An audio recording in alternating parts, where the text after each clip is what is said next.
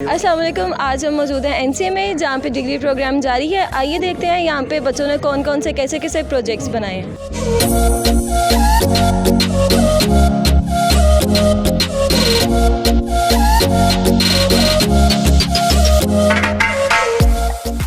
मैंने women artisans पे काम किया है रूरल एरियाज़ की, जिनको पोटेंशियल मार्केट में एक्सेस नहीं है। तो मैंने ये प्रोजेक्ट इसलिए किया है ताकि मिडिल पर्सन हट जाए और जो उनकी इकॉनमी बनती है, जो उनका प्रॉफिट बनता है, वो उनको फुली तरह से मिले। तो उस पर मेरा काम बेस्ड है। मैंने पूरा काम खजूर के पत्तों पे किया है। खैरपुर डिस्ट्रिक्ट में 2 गांव मौजूद हैं, तेबा और वाड़को। उनकी औरतों के साथ मैंने मिलकर ये काम किया है। मैंने बॉडी शेविंग पे अपना थीसिस किया है, क्योंकि हमारी सोसाइटी में लोग बहुत ज़्यादा बॉडी शेम करते हैं और कोई भी इसको रोकता नहीं है, क्योंकि कोई इसको नेगेटिव नहीं सोचता। लोग दूसरों की बॉडीज़ पे कमेंट पास कर देते हैं और उनको फ़र्क भी नहीं पड़ता कि अगले को ये किस तरह इफेक्ट करेगा। तो मैंने उस चीज़ पे अपना थीसिस किया। तो ये जो आपकी यहाँ पे ग्लासेस पड़ी हैं, इसका क्या मकसद है? मेरा ये मर्चेंडाइज़ है। रुके, इसमें 2 थम्स अप हैं। अगर आप इसे पहनते हैं तो लोगों को थम्स अप दिखेंगे कि जिस तरह वो दिखते हैं, they look good the way they are. तो इस वजह से इसमें 2 थम्स अप हैं। इसका बेसिकली ये मल्टीमीडिया आर्ट्स के प्रोजेक्ट्स हैं, जो कि जिसके अंदर visual, interactive film, game design और एनिमेशन आते हैं, ये 3। और ये विजुअली मतलब कि लोगों के लिए जैसा सॉर्ट ऑफ फिल्म और इस तरह की चीज़ें होती हैं। तो इनकी थीम बेसिकली सबकी डिफरेंट होती है।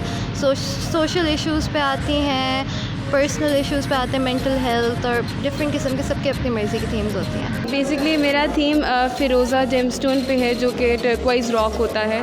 तो मैंने अपनी कलर पैलेट, अपने टेक्सचर्स, अपने पैटर्न्स उससे इंस्पायर होकर एक्सट्रैक्ट किए हैं। ये मेरी ड्राइंग्स हैं जो मैंने वाटर कलर से पेंट किए हैं। फिर मैंने अपना काम डिजिटली रेंडर और ट्रीट किया है फ़ोटोशॉप पे, और उसके डिजिटल प्रिंट्स हैं। ये अपैरल के लिए सूटेबल है, और इससे मैंने डिफरेंट प्रोडक्ट्स भी बनाए, जैसे कि ये क्लच बैग्स हैं, और डिफरेंट और प्रोडक्ट्स भी हैं, जैसे कि फुटवेयर में भी है, मेरे पास बैजेस भी हैं, खुद सा भी है। डिफरेंट चीज़ें मैंने डेवलप की हैं इसके पैटर्न से। My project basically deals with organic wastes. उनके साथ काम करके I have developed a new material, और this is developed through compression moulding, and it can be moulded in all of these shapes, or this could be a future alternative for plastics. Basically that's what my work is about. It could either be something that is disposable, or it could take the shape of something that's in your interiors, your lighting products, your packaging for gift boxes, or anything you like. Actually मेरा जो पूरा thesis है वो मैंने earthquake की precautions के ऊपर किया है, अर्थक्वेक के ऊपर। तो मैंने अपने इन पोस्टर्स के थ्रू डिफरेंट प्रिकॉशंस दिए हैं अर्थक्वेक से रिलेटेड। जो मेरे तीनों पोस्टर्स हैं, मैंने डेली लाइफ से ऑब्जेक्ट उठाए हैं। जब अर्थक्वेक आता है, जब अर्थक्वेक की प्राइमरी वेव्स आती हैं, तो हमारी डेली लाइफ की कुछ चीज़ें मूव करती हैं, वाइब्रेट करती हैं। तो सबसे पहले जो मेरा इधर पोस्टर है, वो एक खिड़की का पोस्टर है जो वाइब्रेट कर रहा है। जब आप उसको टच करेंगे तो आपको खिड़की की वाइब्रेशन फील होगी। तो इसमें यही है कि जब आपका अर्थक्वेक आता है तो आपके आसपास जो खिड़कियाँ वगैरह होती हैं, वो खड़खड़ करना शुरू होती हैं और वाइब्रेट करना शुरू होती हैं। तो मेरा असल और उस वक्त आपका डिसीजन मेकिंग टाइम होता है। इसी तरह जब आप देखते हैं कि आपका एक पानी का ग्लास है, ठीक है, आपके टेबल पे पड़ा होता है, या कोई बोतल पड़ी होती है आपके साइड टेबल पे, तो जब भी अर्थक्वेक आ रहा होता है तो उस वक्त आपके पानी में रिपल्स प्रोड्यूस होना शुरू होते हैं, या ग्लास में जो है पानी मूव करना शुरू हो जाता है। तो ये भी आपका डिसीजन मेकिंग टाइम होता है कि उसमें आपने अपनी लाइफ बचानी है या नहीं बचानी है।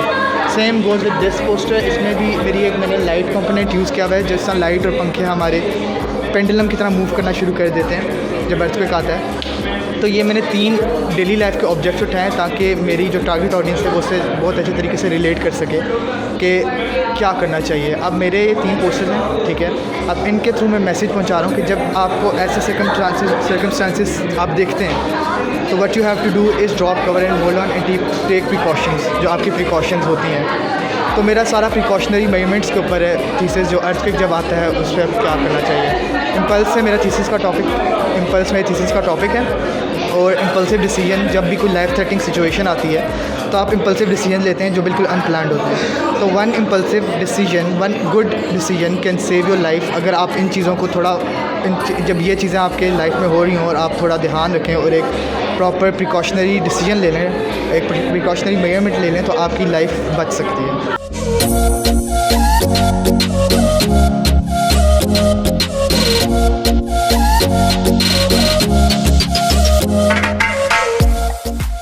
उम्मीद है आज का शो आपको अच्छा लगा होगा। मुझे और मेरी टीम को इजाज़त दीजिए। अल्लाह हाफिज़।